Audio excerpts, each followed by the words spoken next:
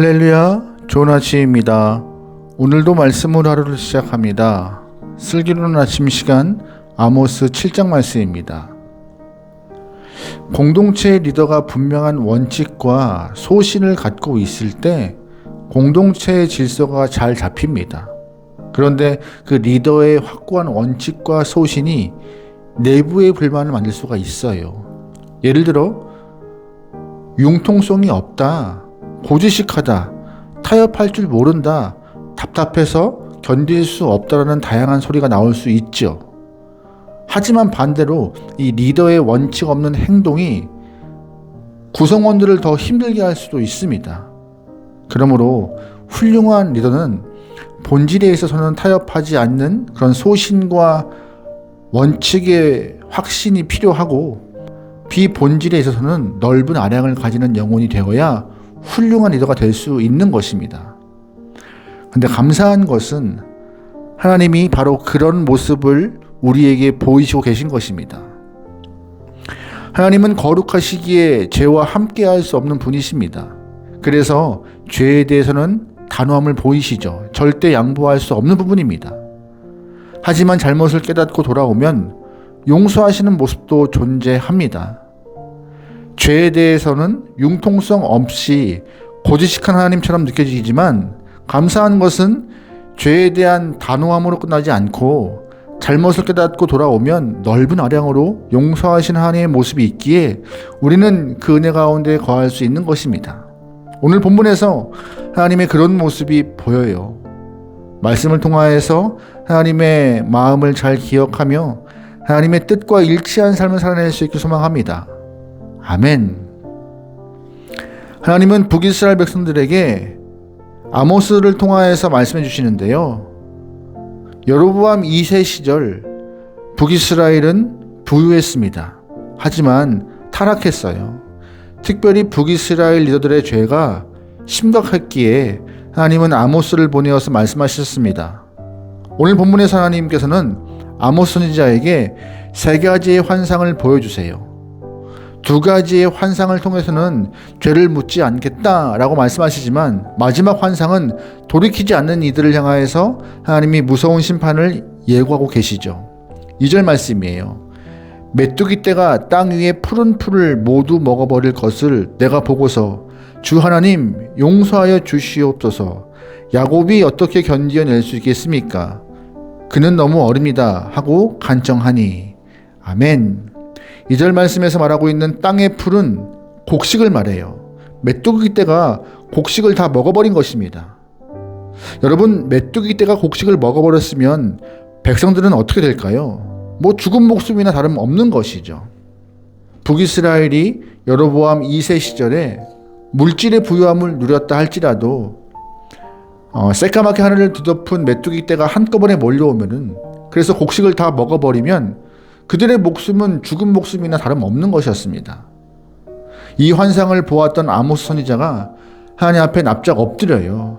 하나님의 백성들은 너무나 연약합니다. 미약해요. 그렇게 하시면 이들은 어떻게 설 수 있겠습니까?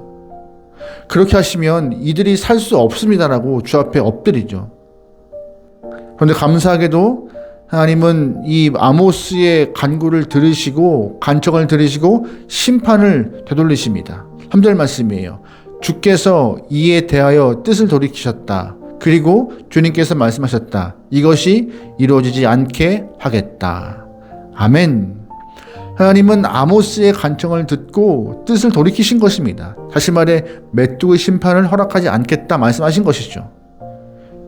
곧바로 이어서 두 번째 심판의 환상이 있습니다. 4절 말씀이에요.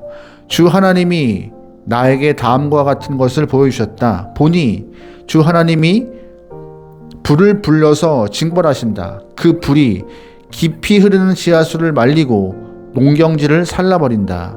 아멘.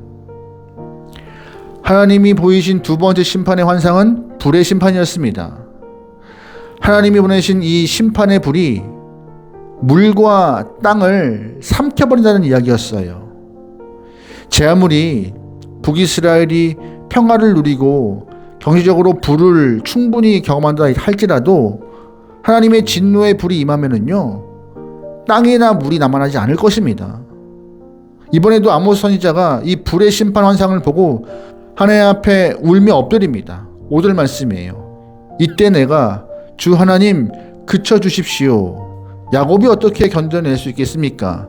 그는 너무 어립니다 하고 간청하니 주님께서 이에 대하여 뜻을 돌이키셨다. 그리고 주 하나님이 말씀하셨다. 이것도 이루어지지 않게 하겠다. 아멘. 아모스 선지자는 야곱이, 즉 북이스라엘이 아직은 어리다고 미약하다라고 말하면서 하나님의 긍휼을 기대하고 있습니다. 하나님의 용서하심을 기대하고 있어요. 이에 대해서 하나님은 불의 심판을 철회하시는 모습이 오늘 말씀에 나옵니다. 곧바로 이어서 하나님은 아모스에게 세 번째 환상을 보여주세요. 7절 말씀입니다. 주님께서 나에게 다음과 같은 것을 보여주셨다. 다림줄을 들이우고 쌓은 성벽 곁에 주님께서 서 계시는데 손에 다림줄이 들려 있었다. 아멘. 다림줄의 환상을 보여주신 거예요. 여러분, 다림줄이 뭔지 아세요? 건축 현장에서 벽돌을 쌓아 올릴 때 이런 기준점이 없으면 아무리 숙련된 사람이라 할지라도 대충 벽돌을 쌓아 올릴 때 똑바로 쌓아 올리지 못해요. 벽이 삐뚤삐뚤해져요. 아니면 기울거나요.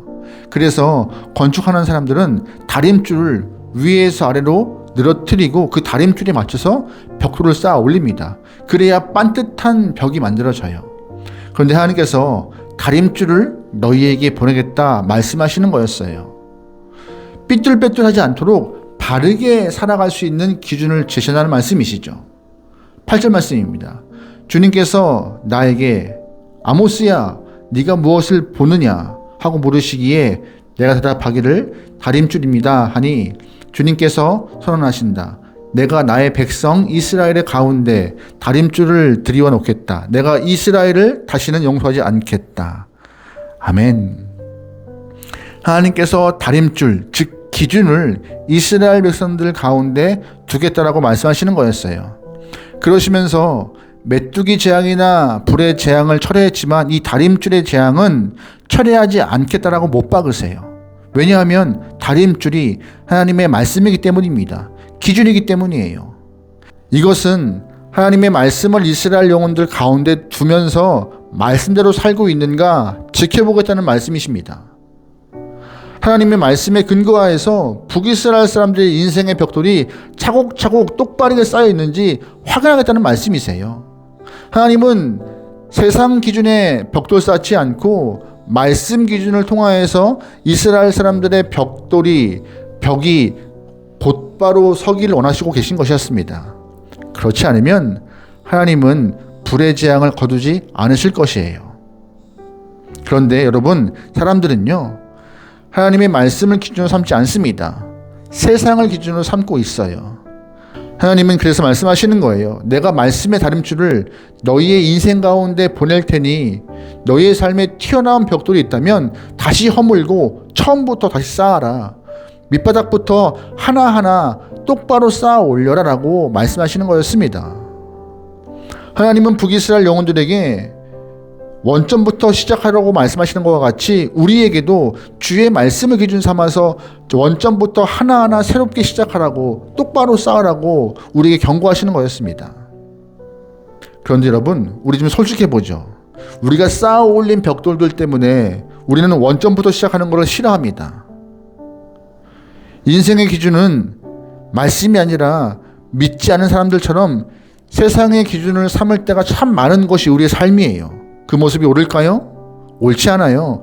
하나님은 지금 우리에게 우리가 생각하는 기준이 맞지 않다고 말씀하시면서 너희에게 말씀의 다림줄을 내려줄 테니 말씀에 근거하여서 살아가라고 명령하시는 겁니다.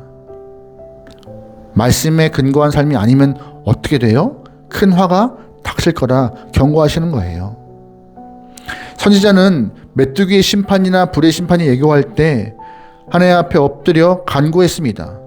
그때 철회가 되었어요. 하지만 이 다림줄의 심판에 대해서는 하나님의 심판 철회에 대한 간구가 없습니다. 아모스는 엎드려 간구하지 않아요. 왜냐하면 하나님은 이 말씀에 대한 기준에 대해서는 타협이 없는 분이심을 아모스도 알고 있기 때문입니다. 말씀의 다림줄이 우리 인생에 드리워져 있다는 사실을 여러분 꼭 기억하셔야 합니다. 개인뿐만 아니라 교회와 나라와 민족도 마찬가지예요. 만약 삐뚤빼뚤 벽돌을 쌓아 올렸다면 다림줄을 기준으로 말씀의 기준을 삼아서 다시 벽돌을 쌓아 올려야 하는 것입니다. 하나님께서 오늘 우리에게 주시는 말씀은 원점부터 다시 하라는 거예요.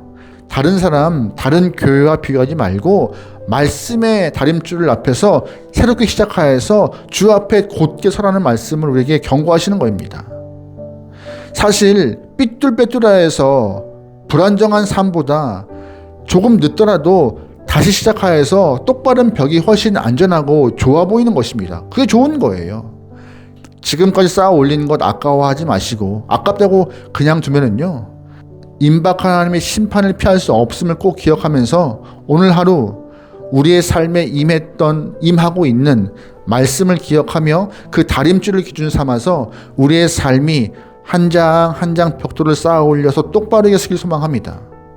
삐뚤빼뚤한 삶이 아니라 하나하나 쌓여서 주님 보시기에 잘 쌓았네 라고 칭찬받을 수 있는 여러분과 저의 삶이 되기를 주의로 축원합니다. 아멘. 기도하시겠습니다. 사랑의 하나님, 말씀의 다림줄이 우리 삶에 있음을 기억하고 세상 기준이 아니라 말씀을 기준 삼아 말씀을 지켜내며 잘 살 수 있도록 인도하여 주시옵소서. 우리가 말씀으로 지켜 살려 할 때 유혹하는 것 참 많습니다.